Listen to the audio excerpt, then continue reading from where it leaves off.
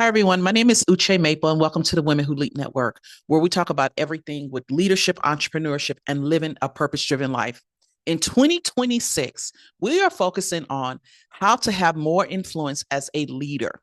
It's one thing to be given a chance and an opportunity to lead a community, lead a department, lead a project, lead people. But what does your influence look like? And that's the theme for this year: how to lead with influence. And what we're doing this in this series is a six-part series where we're talking about how to win an influence at a leader without someone helping you along the way. Okay. So today's topic is you can't demand loyalty. And here's what I have learned about trust. Okay. Oftentimes we think that because we got the role in the title, that people are going to be loyal to us. It doesn't work like that. So, here's the thing. There was a time in my leadership journey where I did expect loyalty simply because of my role. I showed up, I worked hard, I carried the responsibility, right? So anything went wrong, it was up to me. I was the face of what went wrong and sometimes the face of what went right. But loyalty doesn't follow titles. People don't follow titles. It follows trust. And when your trust isn't present, loyalty doesn't truly form. And when I'm talking about loyalty, I'm talking about in terms of people being honest with you when you're doing things right and when you're not. So there are 3 points that I want to talk about today. The first point is people often confuse commitment with compliance. So early on, I thought people were loyal because they agreed with me, because they followed the direction that was provided. They didn't push back. But compliance isn't really loyalty, right?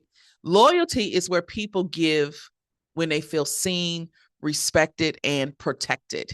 And I realized that people were doing what was required, what was, what they were responsible for doing, but they weren't fully committed.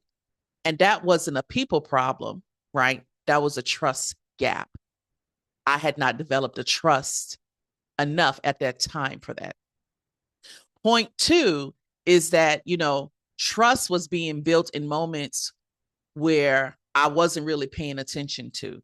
So, I used to think that trust was built in big conversations where I'm having all these strategy meetings and all of these leadership meetings. But trust, I realized, was actually being built or broken really in those smaller moments. How I responded to mistakes, whether or not I explained my decisions or just announced them, making it more declarative. How I spoke about people when they weren't present. Mm-hmm. And where the feedback felt safe or risky. People are always watching you. People are always watching you when you have the mantle.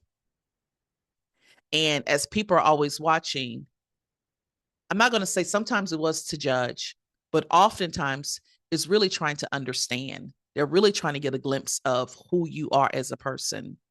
And one thing I realized is that trust didn't grow with the people I worked with or the projects I led because of what I said. It was because of what I was consistently practicing. If you are consistent in what you practice, you know what they say, practice what you preach, be consistent of that, be a person of your word. That's how the trust grew, because I was consistent, which brings me to my third point. Consistency mattered more than perfection. Listen, I messed up a lot. Child, I messed up a lot. However, one of the biggest lessons for me was this: people never needed me to be perfect. They needed me to be consistent. And, while when my expectations shifted without explanation, where, when I got more information that we needed to change, I needed to be consistent with that. And people even never needed me to be perfect. They needed me to be consistent, as I've said. When my expectations shifted without explanation, when my tone changed, depending on the pressure that was being given or pushed down, and when my standards felt uneven, that's when trust weakened. But when my leadership became predictable, it became clear, it became steady and fair, that's when the trust strengthened. And once trust was present, loyalty followed naturally. So here's what I know now. You can't ask people to stand with you if you haven't given them a reason to trust you. Loyalty is not something you owned, it is earned. And the moment I stopped expecting loyalty and started building trust, the influence I had within my environment changed.